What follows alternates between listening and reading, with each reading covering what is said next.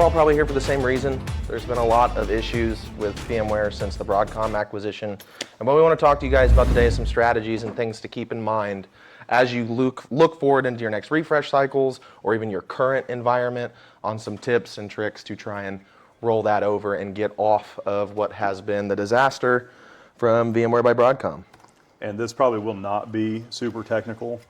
A lot of the technical bits are environment specific, but we are, we'll have some questions and answer at the end of this that we'll try to help as much as we can. And if you guys have a question during the middle, feel free to ask. That way, we address it while it's all on our minds, and we can go from there.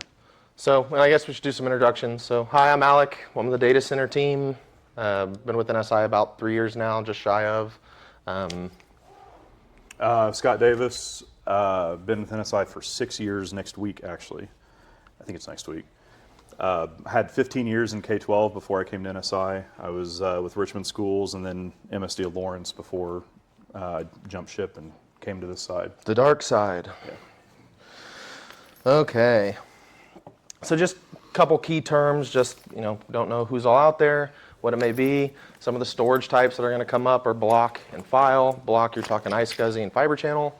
With file, you're talking SMB and NFS. Some of the infrastructure models we'll talk about is converged infrastructure. So you're talking your servers plus your SAN. So if you got 2 UCS hosts and a NetApp underneath, that's your converged solution. If you're running, say, like a HyperFlex stack or whatever it may be, that's your hyperconverged infrastructure, local storage with some sort of software handling that data traffic. vSAN falls under the hyperconverged if any of you are running vSAN. So we don't have to go through all this, but just to prove a point, here's how the aggressive timeline from VMware since its acquisition by Broadcom and some of the things they've done to hurt you guys as clients and then even us as partners. It has been kind of a rocky situation here. You're looking within under a 2-year timeline. They've completely dismantled small partner programs, ripped away Enterprise Plus models, getting rid of standard, forcing people to VVF and VCF. It has been kind of a long, exhausting series here. Well, it's been a roller coaster too, because like I was mentioning before we started, before Broadcom, there were thousands of SKUs, but you had standard, and then you had different levels of enterprise and enterprise plus, and then you had the additional components that I guess they packaged it on top, because we never bought NSX, we never bought vSAN, we didn't use it. But they took enterprise plus away, kept standard, they got rid of foundation, so like your call manager servers, all those things, that's gone. Then they came back and they gave us back Enterprise Plus this year. And then 6 months later, it's gone again. You can only do VVF, VCF with vSphere 9.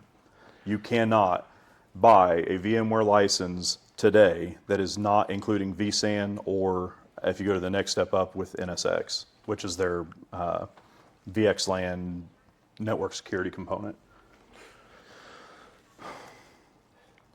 So, as we kind of touched a little bit far ahead of that, that's some of the big components of what it's moving to. Everything is moving to VVF and VCF. There's no standalone hypervisor licensing at this point. That would have been more of your perpetual license models for just the vSphere component. Another big thing here is they've offloaded support. So VMware themselves is not even offering the technical support. It's been offloaded to the distributors. Well, during the transition, if you had perpetual licenses, but your support had ran out, so you didn't have active support, when Broadcom moved in May of 24, it was the May after they took over, they killed off all the VMware sites, moved everything to Broadcom. If you did not have active support, all of your license keys that were in the portal that everybody just used for the storage of their keys, gone. There were people that lost all their keys, lost their vCenter and VMware due to ransomware, and they had no license keys to get them back up and running. There was a lot of situations like that. And just to kind of expand on the offloaded support, so they moved it to the distributor channel, so like TD Synnex, CDW, they offloaded the support into those vendors.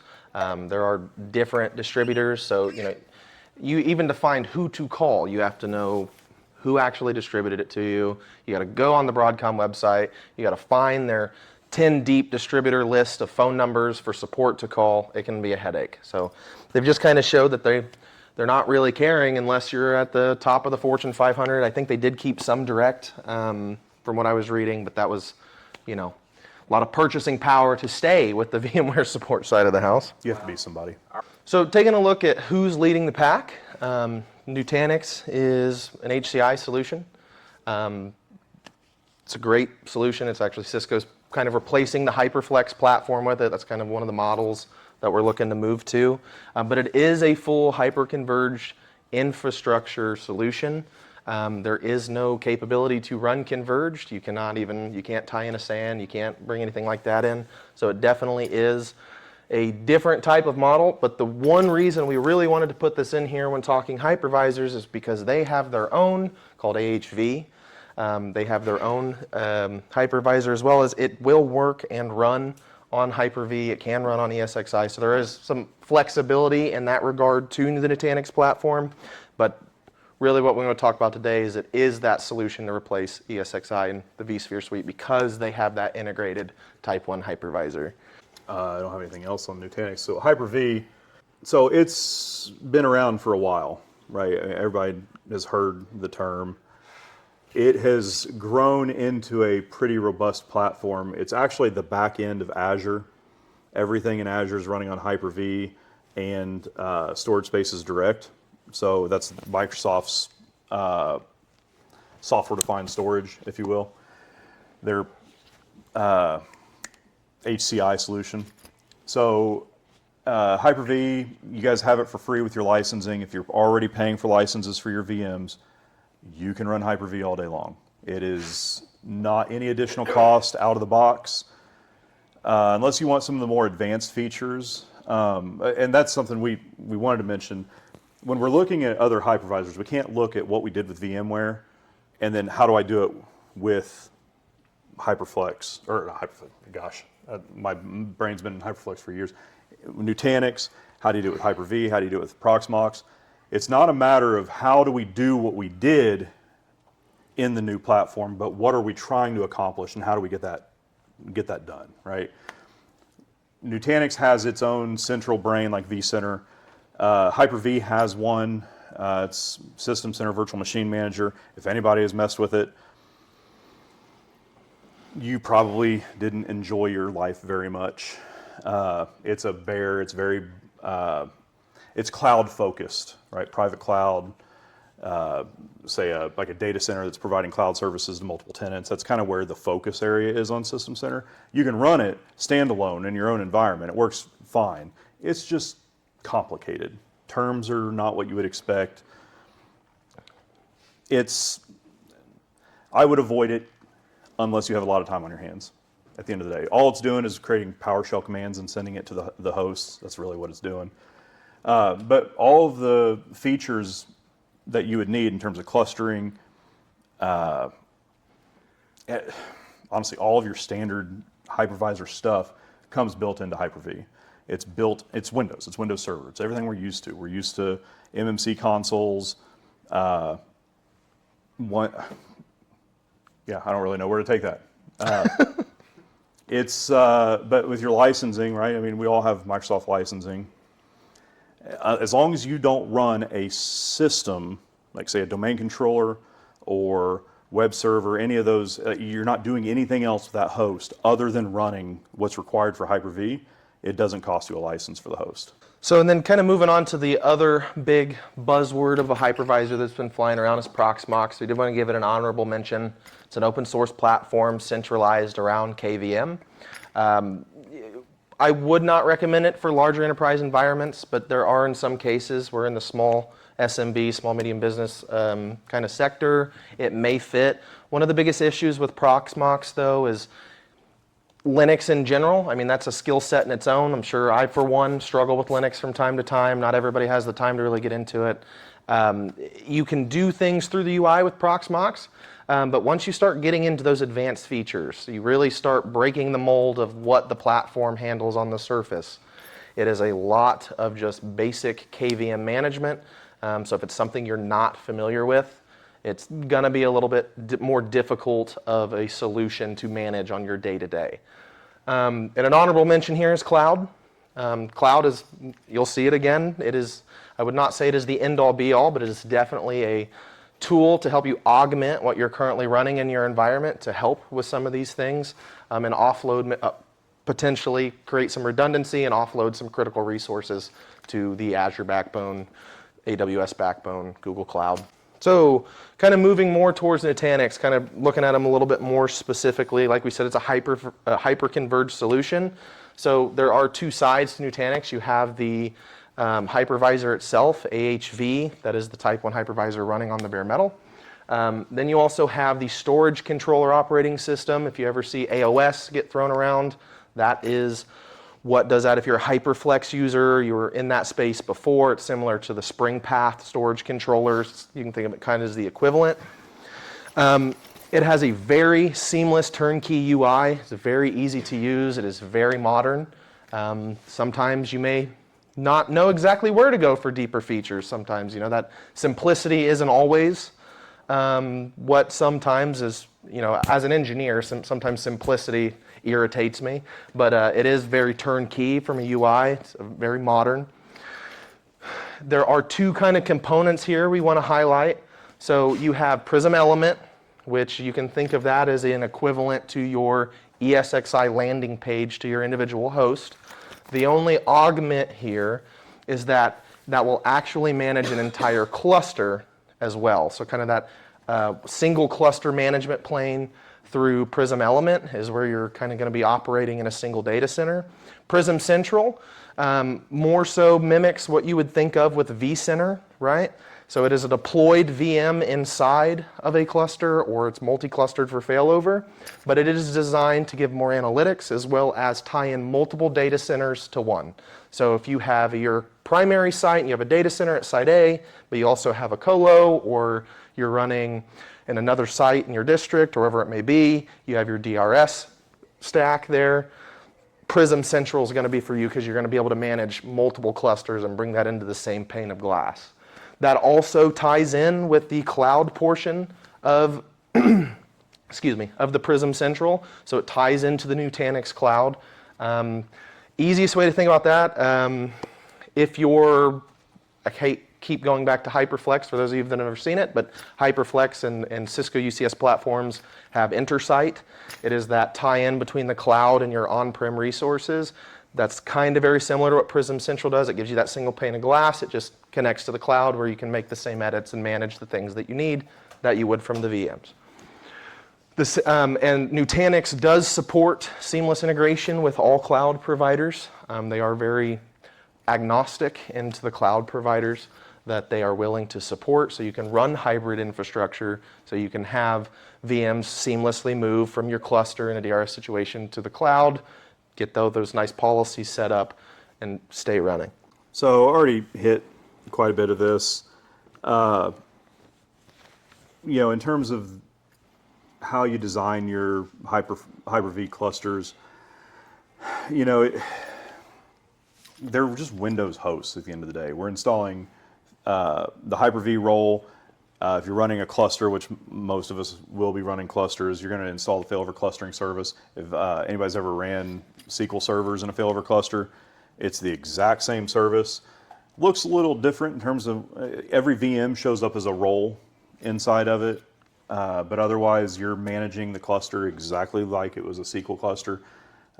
If you want to pay the extra licensing, you could actually run a SQL cluster on the Hyper-V host too, but nobody is going to be doing that. You can manage it with all of the built-in MMC tools that if you run Hyper-V on your laptop, which I do, the tools I use to manage my laptop VMs are the exact same as I would use to manage a cluster, except for I can't do a cluster on my laptop. You can also manage it all through Windows Admin Center. I don't know how many, has anybody really worked with Windows Admin Center? It's somewhat of a new piece of software, but it's got some nice features to it. They're really putting a lot of work behind it. We'll talk about it in a minute, but Windows Admin Center, they actually have the ability to migrate VMware VMs to Hyper-V using Admin Center. But yeah, I mean, and the one last piece on there is you can tie it into all of your Azure services if you guys are running anything in Azure. So any Arc, or you can actually set it up to be now this goes a little bit deeper, but you can set your on-prem cluster to be an Azure resource. So you can deploy containers from Azure on your local cluster. It's all Azure managed at that point. You have to be running storage spaces direct. It's basically turning your on-prem hyperconverged infrastructure into a remote, remote to Azure, but on-prem to you, Azure resource. I'm not going to spend too much time here.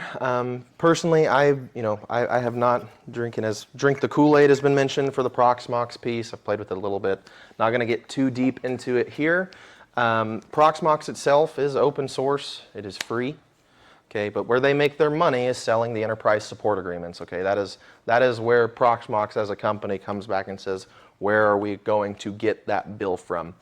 So it may look like a great alternative, but I don't know the level of support and how thorough it is for these enterprise support agreements. There's a large open source community. People are constantly posting new things, new tie-ins for Proxmox. That's a positive in its ballpark. And the enterprise integration support is growing every day. You do have a lot of backup and recovery solutions that are now supporting it, Veeam, Unitrends, and Commvault. So these are just examples. For example, I'm sure there's more out there. These are the three big names, three we know or recognize. Actually, that's a good point. So on the talking about KVM, KVM is the underneath product running EVE-NG, GNS3 server. Any of those labbing things are all running KVM under the surface. OpenShift. Yeah. Yeah, I mean, pretty much anything that's not AHV is KVM under the surface, right? So kind of moving back to the honorable mention, the cloud solution, I'm a wholehearted believer that it is not the end-all, be-all. It is not going to replace, at least in its current form, in the near future, everything that you need to run on-prem. It's not as cost-effective as it should be. I'm a big pro of moving high availability resources that you need redundancy that we cannot live without. Creating those into the cloud infrastructure, perfect places for it to be. But at the end of the day, I'd assume almost everyone in here, there are still going to be things that you need to be able to run and host inside of your environment. And another thing is the more data that you are pushing to the cloud, the more you are going to pay. That is just generally speaking the design model it is built on. Personally, Scott and I are both moving through shifting quite a bit of resources, particularly in our use case, to Azure Cloud. And one thing that we've noticed the most of is there is simplicity with complexity. Things that you think are going to be easy are now suddenly difficult, and things that you expect to be a headache might be simple. It does kind of shake up what you currently, at least for myself, from my personal experience, it shook up what I thought I knew. In a lot of ways, the terminology is different. The way to just do simple things can be different. Inside of the Azure platform, fighting network security groups can start to become a headache. Because every single deployment that you have, if you just forgot to uncheck a checkbox or you let it run through, you now have firewall running on each individual resource that you're now sitting and trying to work out what ports can go to who and where, and things that should not feel as hard as they are now seem to be.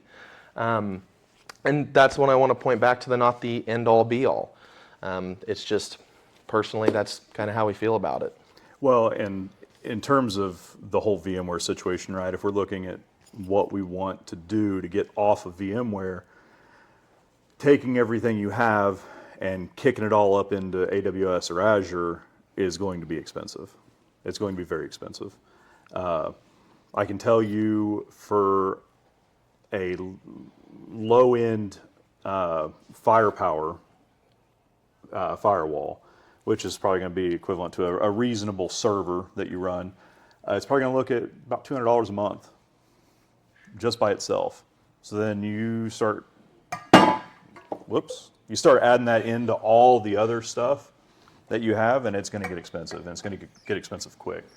So the thing with the cloud services is they really want you to use their platform as a service offerings, right? So instead of running a SQL server, you buy a SQL instance and you put your databases in their SQL instance instead of hosting some massive VM to do it all for you. So that's the main thing you have to look at. And a lot of people are not ready to make that shift. And that's not even just from a technical standpoint, from an organizational standpoint. You're just not ready to let go of some of those things. Containers is where you really save some money, but probably containers is most of what we do in K-12 are not container capable. And if they are, you're probably shifting it to the provider anyway, whether it's Instructure or whoever, not Instructure, that's a terrible one to use as an example, but you're going to buy the service from them. How do we migrate out of VMware, right? That's the real question and the real technical side of it. So before you do any of it, you have to look at where do you stand. So your data center life cycle, right? Are you a year out from recycling your hardware? Are you 4 years out? I know you just put a brand new data center in. You're not going to be looking at new hardware to make any transition out, right? So if you have to use what you have, you need to figure out how do you get out of it? How do you move on? Do you have a DR site you can use as a temporary location to move things to get stood up on the new hypervisors? Do you have old equipment that you just decommissioned that you can maybe throw back in for, during school break just as a temporary spot to dump everything? What do you have available to you to make that transition simpler without spending a whole bunch of money, right? Because at the end of the day, if you're spending $100,000 in new hardware, you could probably pay for the support from VMware if you just put new hardware in, right? So you want to see what you have available. So in looking at the migration preparation, like Scott mentioned, your lifecycle management is going to be a big thing moving into it. But you also have a good opportunity to inventory and evaluate your workloads across your cluster, across whatever you're running. So it's a good time in that where you're moving to. We're doing it ourselves right now to stop and say, why does this domain controller have 32 vCPUs assigned? Why do I have 128 gigs of RAM on assigned to a VM that's no longer needing it, right? Why is this VM still running? What is this? Yeah. It's the perfect time, and it's one of those key tasks that we kind of look at to clean up the environment and to say, is this needed moving forward? Is now the perfect time to kind of slim down, trim the fat, get these things out of here that we've been sitting on forever. And we recommend doing that going into the project so you can properly size and know, what do I need? Can I move into a brownfield deployment of my existing hardware? Or do I need to look at doing a refresh? Are my current needs growing? Are they waning over the years for what I need in my environment? It's the perfect time to do it. Another key piece to that you kind of really want to look at is you want to do your performance and system health checks going into before the migration, because we see it time and time again. The alerting wasn't set up inside of my platform. I had a drive go bad I didn't know about. I've kind of been running on the edge. Before you want to look at doing these migrations, it's really key to make sure that everything in your environment is running in tip-top shape. So you want to remediate any of those active alerts, get any of those things resolved before moving into the migration. And it's also a really good time to use those tools, whether it be Veeam, Unitrans, Commvault, whatever it is, to verify that your backup, recovery, health, and procedures are up to date. Testing them. What am I backing up? Am I backing up everything I should be? Because as we'll talk about in a minute, there are some situations where backup and recovery may be your best option forward to migrate to the new environment. I'm sure everybody here has heard brownfield, greenfield terms before. So greenfield, obviously, straight out of the box, you're buying new hardware and you're putting the new platform on the new hardware, right? So obviously there's some upfront cost, but if you're in a refresh cycle, you're going to be spending that money anyway. So it's honestly, this is going to be the best way to go 9 times out of 10, because you're going to spend the money anyway. And you have your old environment if you have problems on the new hypervisor, if your old one's still running and that one VM does not want to work, you can turn it back on the old environment while you figure out why it's not working, right? So you have a lot of flexibility there to work through issues. Whereas a brownfield environment, you're probably looking at a weekend or a long break to have some fun with this. Honestly, that's what we're looking at right now. For ourselves. We're going to probably take everything down over a weekend and rebuild the existing cluster into probably probably a Hyper-V cluster. There's a possibility of doing Nutanix still, but on that note, though. Oh, so old hardware, right? So what do you have sitting around that was decommissioned, or maybe lab gear sitting around? I was a pack rat. I held on to everything. So in terms of us, we have a host that's only kind of old that we really just took out of commission. We're going to fire that up. We're going to we're going to slowly move our applications and stuff over to there. We evaluated all of our workloads. We evaluated all our VMs, got rid of the stuff we didn't need. We've been doing that honestly for a little bit over a year anyway. We determined we could run all of our stuff on a single host, right? And we're going to be running just a dual host anyway. The way the processor chips these days, most of us don't need massive environments. But that's why those things are important. What do you have running? Is it really running efficiently? Does it really need those 24 vCPUs? Does it really need 100 gig of RAM? Right. I mean, at the end of the day, though, if you run into problems, you have to fix them. There's no way to then dump it all back to what you had and bring it all back in, right? You don't have that fallback there. In some cases, you might have a piece of hardware there to launch VMware backup and restore from backup, but it's still not the original VM that you were running on. Another key piece to that preparing your infrastructure and taking a look at what you have. VM compatibility is a real thing, okay? So that's another thing that we wanted to touch on there. Depending on what you're running in your environment, there may be limitations of the workloads and the applications you're running and what hypervisor they're supported on. So that's another key step in that process. I just want to make sure that got touched on to make sure that you are doing that due diligence to make sure that whatever hypervisor solution makes the best sense for you is going to support your needs, and that's down to the workload level. Joe, is there any official word that you would be willing to speak to? He's our resident collab expert. There's a whole conversation around that. I don't want to sidetrack this. Go on and on for There's a rumor that the new version will support Hyper-V, right? You mean like 16 is supposed to support Nutanix and Cisco's own hypervisor called NVIF, I think. Okay. IIF or something like that. It's probably KVM flavor. Yeah. That's the reality with most of them, right? It's what do they support? I fought that with vendors the entire time I was in K-12 because I ran Hyper-V for a while. I'm like, well, we only support VMware. Well, why?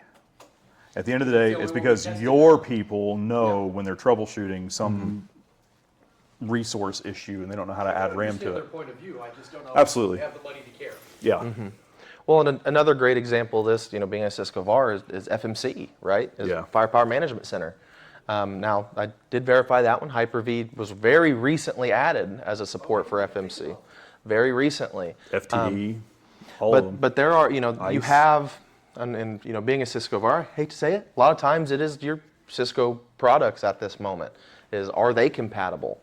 Moving around hypervisor. So that's something you need to look at in your environment. That takes us back to what I was talking about with making sure your workloads are supported in the hypervisor that makes the most sense for you. So you do have to weigh that into your consideration.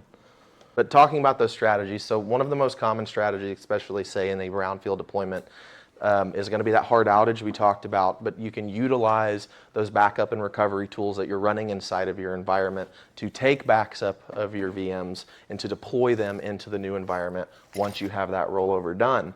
So with backup and restore, you're looking at your VMs, your Unitrends, your Commvaults. That's why it's so important to make sure that you're backing up everything you think you are, to make sure that you're taking that. Do we need more licenses? Was this for VM? Was this server actually added in that we thought we've been backing up on a weekly cycle, but it turns out we're not? These are things that you have to look at moving forward into it.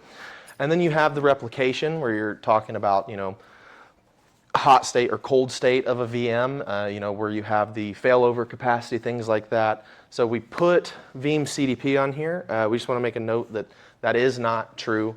It is an ESXi only platform. It will not support. For now. For now, it will not support Nutanix AHV, and it will not support That one is my Hyper-V. fault. I put it on there as an assumption, knowing what CDP was and knowing how Zerto worked. Assumed that Veeam had that support built in, and then we started researching and realized that it, in fact, does not. So you just scratch that one off that list. Now, in its place, though, Nutanix does have its own tool. that Nutanix will do it. Move. Yeah, so Nutanix Move can help with that. Little debate on where to put it since it is by Nutanix, but it fits more in line with some of our third-party tools. So you're going to see V2V, you might see the term P2V out there. You have your virtual to virtual converters, your physical to virtual converters.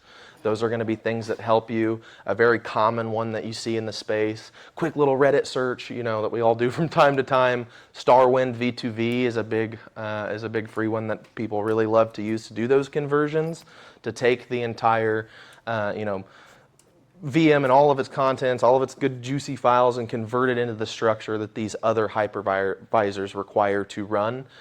If you are looking at a converged solution and you're running a NetApp in your environment, NetApp has the Shift toolkit to help you work through this as well.